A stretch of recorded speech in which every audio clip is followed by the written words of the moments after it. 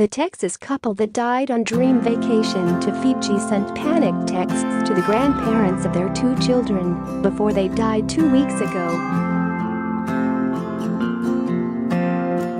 Fiji's Ministry of Health and Medical Services said in a statement Wednesday that the investigation is ongoing into the deaths of David Paul, 37, and Michelle Paul, 35, but influenza was ruled out as a potential cause.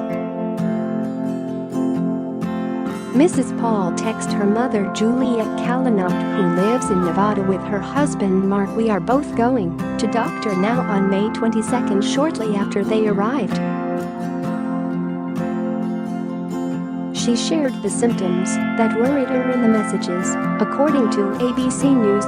Scroll down for video. "We have been throwing up for 8 hours. Dave has diarrhea. My hands are numb. We will text when we can," she added. When the pair arrived back at their hotel, Mrs. Paul detailed how they were encouraged to hydrate during the medical consultation.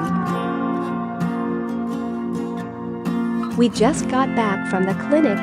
They gave us fluids and anti-nausea drip," Mrs. Paul wrote. "They gave us electrolyte packets and anti-nausea pills. We still don't feel 100%. Going to rest in our room." In a response, Mrs. Kalanock told her daughter to slow down, take care and drink a lot of fluid, bottled water. "You need to rest," the concerned mother added just days before her daughter passed away on May 25th. David Paul had told his family members he and his wife had received medical treatment before being released by doctors at our local hospital. Father Mark received a call notifying him of her death, and 2 days after Mr. Paul was dead. Mr. Kalanock, 75, said his daughter and her husband met 5 years ago in Hawaii and that both loved beaches and snorkeling. He said they planned a trip for May 1927 because that's when family members could watch their 2 young children. "I did not think it was so serious," Mr. Kalanock told the newspaper.